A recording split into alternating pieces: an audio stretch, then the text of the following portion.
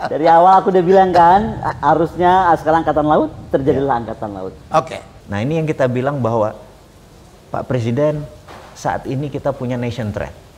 Walaupun beliau cuman mungkin jabatannya cuma 1 tahun, tapi 1 tahun itu untuk prepare naval war itu siap, itu cukup. Kebetulan panglimanya dari Angkatan Laut ya, ya udahlah. Nggak kebetulan itu by design, kita setengah mati. Gimana sih, jangan bilang kebetulan dong. Pakai doa dan air mata.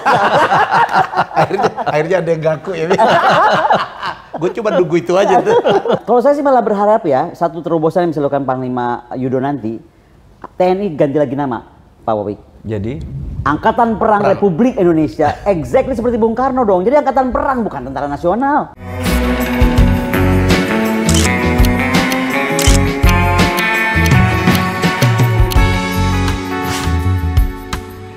Yes, saya izin untuk membuka walaupun ini acara kita bertiga. Jadi nggak mampu hujan, nggak mampu badai, nggak mampu halilintar untuk menyetop kita bertiga. Di luar lagi hujan, kita susah ngumpulin 2 tamu saya ini. Ini ke Putin melulu, yang di sana nggak jelas, saya juga nggak jelas. Oke, sampai langsung kontroversi ini beneran. Langsung. Oke, hot topic Panglima. Yeay. Menarik nih, menarik. Dari Bu Koni dong. Ini yang paling concern Panglima. Pokoknya beliau lah. ura dulu nih ya. Dari awal aku udah bilang kan, harusnya sekarang Angkatan Laut, terjadilah Angkatan Laut. Oke. Karena gini, yang penting itu adalah menurut saya Pak Presiden memenuhi janjinya ketika awal dulu di 2000 masih periode 1 akan mewujudkan Poros Maritim Dunia, akan mewujudkan Nawacita. Kalau kita baca Nawacita itu kan membangun kekuatan pertahanan 2 samudra. Oke. Nah, bayangkan selama 8 tahun tidak pernah Panglima itu dari Angkatan Laut kan. Nah, memang mau tidak mau walaupun ada perjuangan mati-matian dari angkatan lain, gak gue sebut ya warnanya, itu tetaplah Pak Yudo Margono gitu. Oke. Jadi gini, intinya kayaknya sih menurut aku Mas Wawi ya, bagusnya adalah ke Pak Yudo walaupun ada yang bilang kan cuma setahun Bu Koni gitu. Tapi kan yang pasti setahun ini beliau bisa bikin roadmap. Atau cetak biru. Bagaimana sih power projection kita? Ya. Karena kekuatan pertahanan itu ada saja 3 hal, power projection, aset kan, ya. Power projection misalnya begini, sekarang tuh kan Kemhan tiba-tiba aneh gitu, presidennya bilang Poros Maritim Dunia, Kemhannya bilang pertahanan pulau besar. Berarti kan itu inward looking defense dan masing-masing pulau bertahan gitu. Jadi kayak nunggu musuh datang mereka siap. Padahal dengan kawasan hari ini, dengan konstelasi geopolitik, dengan kita yang archipelagic, kita juga punya UNCLOS, kita udah dengan segala macam sejarah panjang maritim kita, memang betul Presiden Jokowi harus ikut Presiden Soekarno dulu menjadi outward looking defense, sehingga power projectionnya bagaimana membangun kekuatan brown water yaitu 200 nautical mile ke dalam, lalu green water 200 nautical mile hingga batas negara kawasan. Ya misalnya mau ASEAN lah gitu. Atau mau negara BRICS, kalau kita masuk BRICS, ya BRICS lah gitu. Udah kita usulin dari dulu. Harus, kita join BRICS. benar. BRICS itu I-nya double. Nah, double.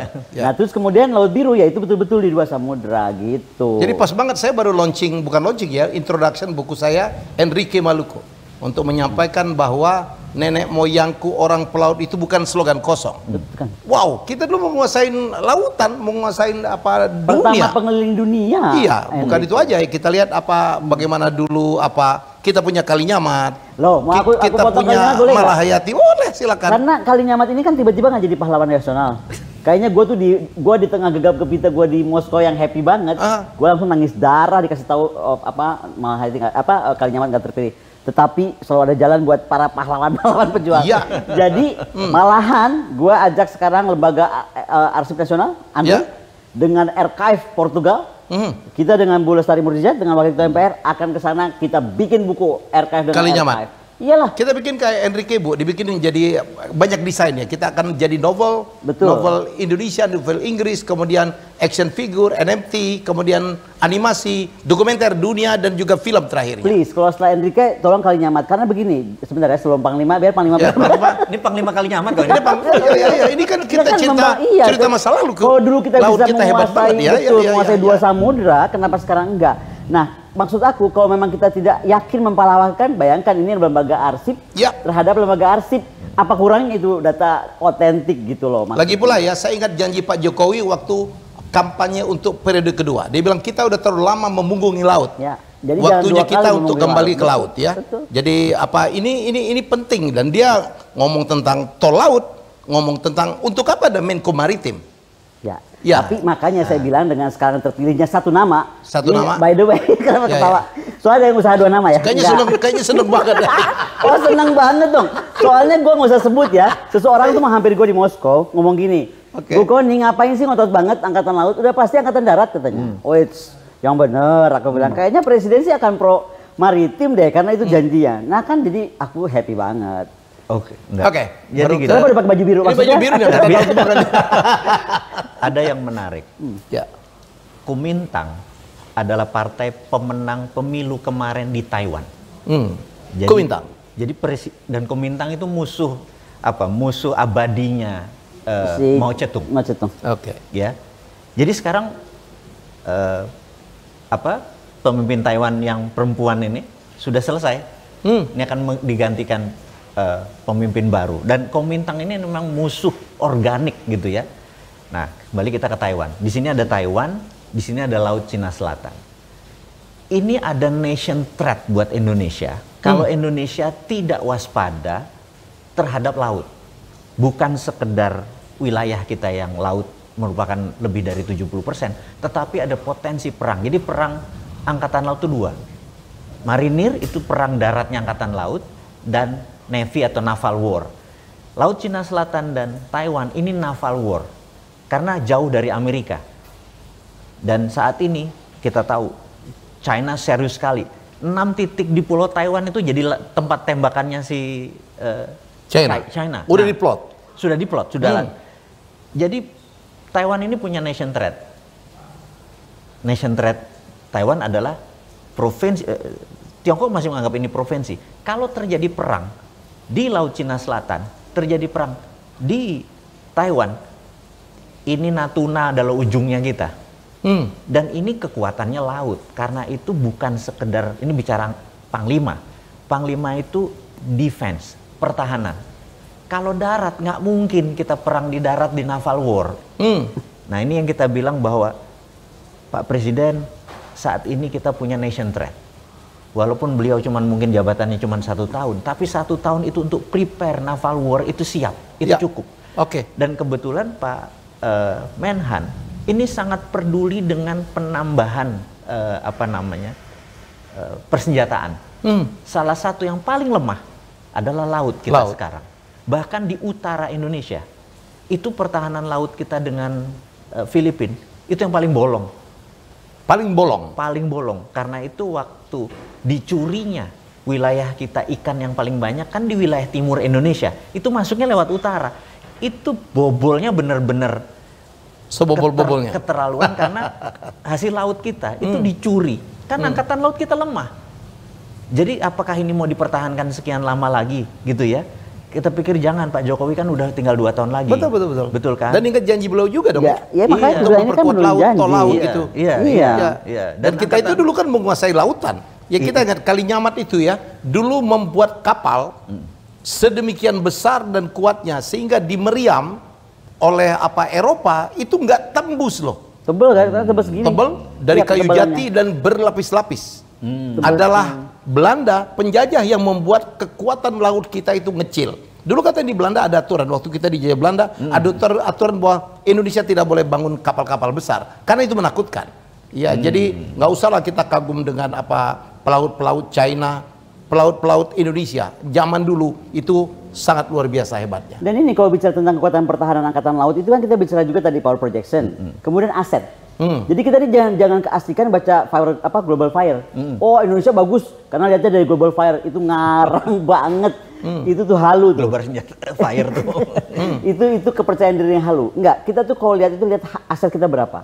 Dengan luas sebegini Indonesia ini harusnya punya kapal berapa banyak, kapal selam berapa banyak, seberapa kuat. Dan yang paling penting lagi itu readiness.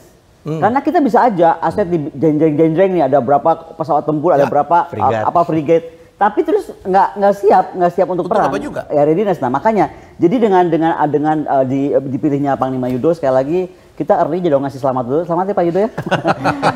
Jadi apa? Ini sedikit cenayang ini. Ayo, enggak lah, enggak cenayang. Dia hitungan ini, saintifik lah. Udah saintifik. Kalau Gitu. nggak mungkin diundang Putin bolak-balik. Ya, exactly. Bayangin dia baru 2 minggu pulang balik lagi ke Putin. Putin itu ada hubungan dengan Rasputin nggak ya? Gue ke tempatnya loh. Itu Iya. real cenayang kalau itu. Ke tempatnya itu, aku mau ngambil spiritnya. Enggak, bercanda. Nah, Oke, jadi terus. balik readiness itu. Jadi maksudnya dan kemudian karena dari kita paling karena aku ngajar di Sesko ya, sebenarnya kalau aku perhatikan memang paling gampang tuh menghitung kekuatan pertahanan itu dari kekuatan angkatan laut. Ya. Karena angkatan laut tuh punya tadi brown water, green water, blue water. Jadi jelas batasannya. Nah, kemudian dia harus punya kemampuan kan kita terima terpadu.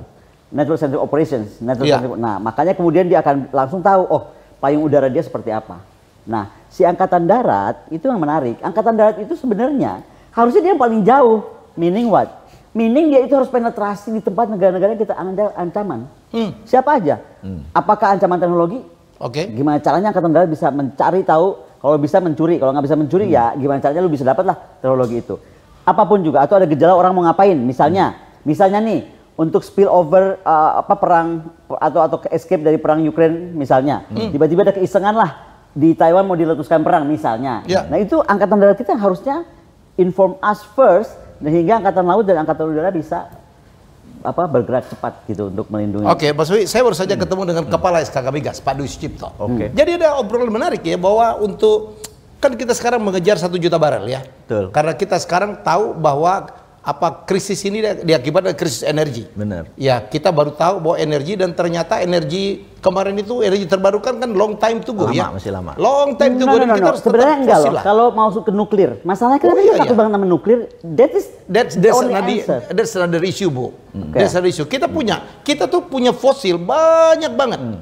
Jadi kalau kita meninggalkan itu keliru, dan ada satu hal yang menarik bahwa industri hulu itu ya, oil dan gas itu sekarang dari barat ke timur dan dari darat ke laut. Jadi mineral kita paling banyak itu di laut. Jadi kalau angkatan perang kita untuk protect bumi, kekayaan kita paling hebat itu adalah semuanya di laut. Mas Woy barangkali lebih paham tentang itu ya. Saya kebetulan punya sebuah perusahaan kecil namanya MGS, itu perusahaan kami ini kebetulan punya mesin ROV. Jadi mungkin dikatakan satu-satunya kapal yang bisa mereview memetakan Dalamnya laut ya. seabed laut. Seabed kita. Kita punya, You have it. Saya punya pesawat. Jadi kita pernah ROV itu kayak kapal selam Iya, tanpa tahu. awak Ya, gitu di bawah jadi ya. dia Oke. akan ambil Jadi detect kita semuanya. jadi kita berapa kali ada sebuah peristiwa nasional gitu ya. Waktu itu kita lagi rapat mau bagi dividen ceritanya. Terus ada kapal Lion Air jatuh. Udah hampir seminggu black boxnya belum ketemu.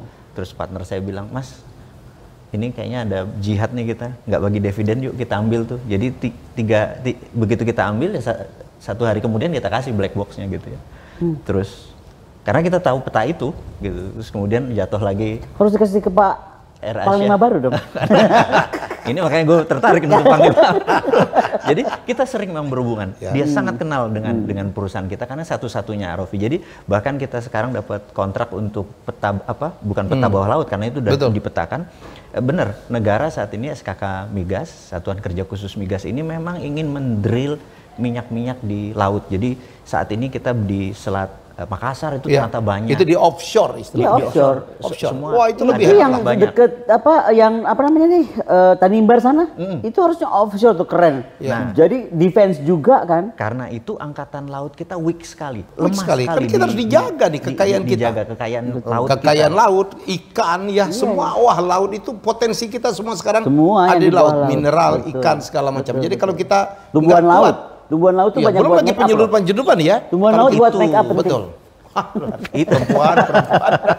Kita serius dia pick up lagi. Oke, terus. Gitu, jadi kita merasa kenapa sekali lagi Pak Jokowi yang 10 tahun menjabat, 8 tahun ini belum memberikan porsinya, tetapi belum ya, bukan tidak. Ya. Jadi inilah memenuhi janji-janji kampanyenya beliau untuk kita menjaga poros maritim ini sebagai kekuatan ekonominya Nusantara. Jadi aku sangat setuju untuk Dan Panglima. kita dukung tuh. Kan ada Menko Maritim kita, Marinvest. Menko Maritim, ayo kita kuatkan maritim kita ya. Jadi saya pikir kita ini euforia lah ya. Kebetulan panglimanya dari angkatan laut ya. Ya udahlah. Nggak kebetulan itu by design kita setengah mati. Gimana sih, jangan bilang kebetulan dong. Pakai doa dan air mata. akhirnya ada yang ngaku ya. Gue cuma nunggu itu aja tuh. Langsung segitu. This is not kebetulan. Ini by design, by design. Tapi di dunia intelijen ada kata-kata menarik. Jadi rule number one di intelijen. Kalau intelijen di internasional itu adalah first line of defense. Atau kalau di akademi adalah garda terdepan dari pertahanan. Tapi di Indonesia intelijen itu berbeda. Create leader. Ya. Sebagai pakar create leader, udah mendesain bahwa Indonesia Operasi senyap create leader ya. Itu. Saya dengar kantor Pak ini Bu Koni yang di tengah itu didatangin banyak sekali mobil tiap hari gitu ya. Dan warnanya abu-abu. Kalau mobil masih kelihatan. Kalau perasaanku ada laler kok gede banget drone. Nah, itu drone. Jadi itulah obrolan kita, menarik juga gitu. Jadi kita berharap bahwa Indonesia makin maju ya. Spirit kembali. Pertahanan kita makin hebat. Betul. Dan bagaimana kita mengeksplorasi kekayaan alam Indonesia. Ya. Dan menghadap laut, bukan memunggungi laut. Iya. Itu. Dan itu janji Pak Jokowi, saya kan betul. Kita harus kembali. Dulu kita terlalu lama memunggungi laut. Ya sekarang Indonesia. Saya mengingatkan, kebetulan banget saya mengangkat satu tokoh laut dan ini akan berseri. Enrique, aku kali nyamat. Ya kan? Masih ada Kemal Hayati. Pak Luhut, karena Pak Luhut. Gua akan ngangkat Pak Luhut. Ya. Betul juga Pak Luhut ya. Tuh kan? Jadi sebenarnya operasi senyap apa kan? Ternyata Pak Uhu itu ternyata. Ya. Dan semuanya kami bertiga adalah bicara karena kami sangat cinta dengan NKRI. Dan sangat bangga dan sangat ingin menjadi NKRI. Itu kita yang selalu berharap NKRI Republik Indonesia harus menjadi lebih baik karena kita layak untuk lebih baik dari ini. Setuju ya Bu? Setuju sangat. Kalau saya sih malah berharap ya, satu terobosan yang bisa dilakukan Panglima Yudo nanti, TNI ganti lagi nama, Pak Wowi. Jadi Angkatan Perang Republik Indonesia, exactly seperti Bung Karno dong. Jadi Angkatan Perang, bukan Tentara Nasional. Jadi Kementerian Pertahanannya dirubah menjadi? Nanti itu ngobrol lagi sama Pak Prabowo ya. Oke. Kementerian Peperangan. It's okay, benar. Oke, sebelum offside terlalu jauh kita jumpa dalam episode selanjutnya. Dan kalau Anda punya usul, kami bertiga harus ngomong apa, please do. Silakan komen, yang penting sopan. Silakan berargumentasi, kita boleh berbeda pendapat. Please like, subscribe. Oh ya, terima kasih karena dalam 2 bulan channel ini sudah dapat silver play button atau 100.000 subscriber. Berkat Anda. Bye-bye.